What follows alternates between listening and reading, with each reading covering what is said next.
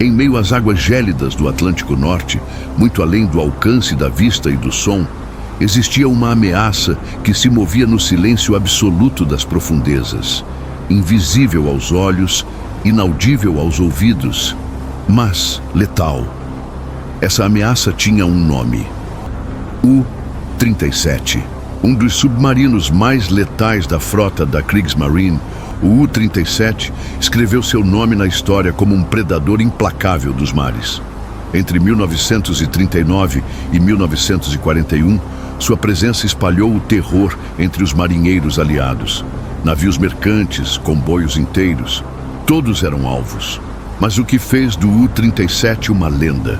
Quais histórias se escondem por trás dos números das patrulhas dos afundamentos? Neste documentário, mergulharemos fundo na trajetória dessa máquina de guerra, de sua criação até seu silencioso fim, revelando os rostos, os momentos e os segredos do submarino que operava como um fantasma no oceano.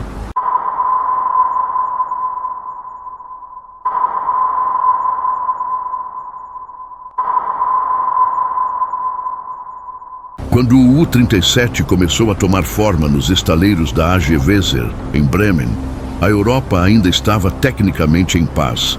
Era 1937.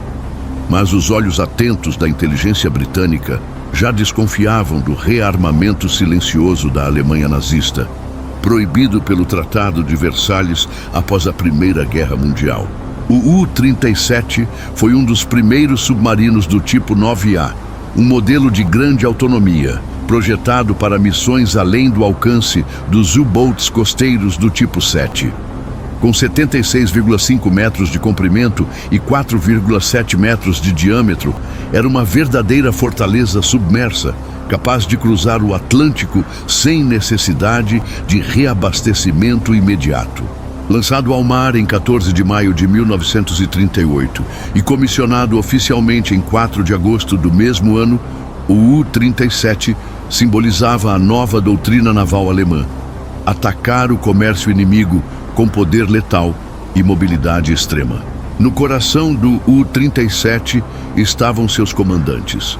O primeiro foi Capitão-Leutnant Heinrich Schuck, seguido por nomes lendários como Werner Hartmann e Victor Örn, homens frios, calculistas, altamente treinados e com uma missão muito clara: sufocar economicamente os aliados. A primeira patrulha de guerra do U-37 começou antes mesmo da invasão da Polônia, num momento em que o mundo ainda tentava evitar um conflito total.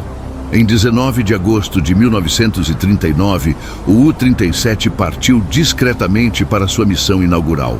Quando a guerra estourou oficialmente em 1º de setembro, ele já estava posicionado, pronto para atacar. E foi exatamente o que fez. Nos meses seguintes, o U-37 atacou com precisão. Seus alvos principais eram os navios mercantes britânicos e noruegueses que abasteciam o esforço de guerra. Um após o outro, eles desapareceram sob a superfície, levados por torpedos invisíveis disparados do fundo do mar.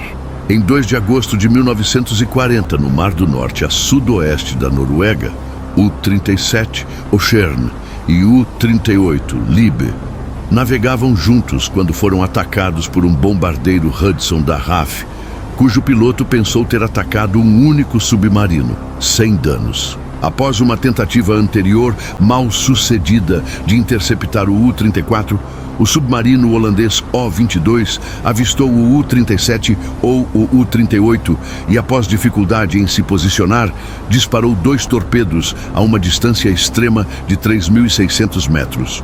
Ambos erraram o alvo e o U-boat permaneceu alheio ao ataque. No mesmo mês de agosto de 1940, o barco foi atingido por escoltas de superfície e aeronaves no meio do Atlântico e forçado a abortar para a França. Em 8 de fevereiro de 1941, o U-37 localizou o comboio HG-53. Ele abriu ataque no dia 9 e afundou 3 navios nos 2 dias seguintes. Durante suas 11 patrulhas de combate, O U-37 afundou 53 navios, totalizando mais de 200 mil toneladas de carga destruída. Entre esses estavam cargueiros, petroleiros, navios de passageiros e navios neutros que transportavam suprimentos. O que tornava o U-37 ainda mais temido era seu silêncio. Ele raramente era detectado. Operava no limite das comunicações, confiando na experiência de seus oficiais, no treinamento meticuloso da tripulação e na arte do desaparecimento. Para os marinheiros aliados, não havia nada mais assustador do que um ataque repentino em meio à noite, seguido apenas pelo som de explosões e o lamento dos sobreviventes nas águas geladas. Enquanto outros U-boats sucumbiam à crescente eficácia dos escoltas e das cargas de profundidade, o U-37 parecia intocável. Uma sombra que atacava e sumia. Mas nenhuma embarcação, por mais bem-sucedida que seja, escapa ao tempo. Em meados de 1941, o teatro da guerra mudou. Os comboios aliados passaram a ser melhor protegidos. Novas tecnologias como o radar, o sonar e os escoltas aéreos tornaram o trabalho dos submarinos muito mais difícil e perigoso. O U-37, já veterano e com centenas de dias no mar, foi retirado da linha de frente. Em vez de ser descomissionado, recebeu uma nova missão: tornar-se um navio-escola. A partir de então, passou a operar no Mar Báltico, treinando tripulações para novos U-boats. Era um papel menos glamouroso, mas de importância vital para a continuidade da frota submarina alemã.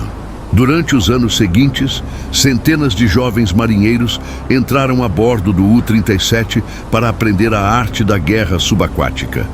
Para muitos deles, seria a última vez que veriam um porto seguro. Maio de 1945. A Alemanha está em ruínas. Berlim caiu. A Kriegsmarine está em colapso. Os últimos U-boats recebem ordens confusas.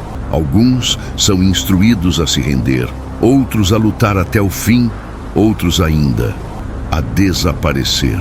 No caso do U-37, a decisão foi clara: não permitir que a embarcação caísse nas mãos dos aliados. Em 8 de maio, no mesmo dia em que a Alemanha assinava sua rendição incondicional, a tripulação afundou voluntariamente o U-37 próximo a Warnemünde, no Mar Báltico. O submarino desceu lentamente, engolido pelas águas onde outrora havia treinado os guerreiros do fundo do mar. Assim terminava a história do U-37, não destruído em batalha, mas deliberadamente sepultado como um guerreiro que prefere a morte ao cativeiro. Hoje, o nome U-37 ainda ressoa entre os estudiosos da guerra submarina como um dos exemplos máximos de eficácia, disciplina e impacto estratégico. Ele nunca foi derrotado em combate, cumpriu cada uma de suas missões com precisão mortal. E mesmo fora do campo de batalha, serviu com honra até o último dia. Mas também é um símbolo de uma época sombria. Cada navio afundado, cada vida perdida no mar, nos lembra do custo humano e moral das guerras. O 37 foi uma arma, uma criação do homem feita para destruir. Mas sua história também é a história de seus tripulantes, seus inimigos e das profundezas. Um túmulo de aço, um monumento submerso, um fantasma do Atlântico.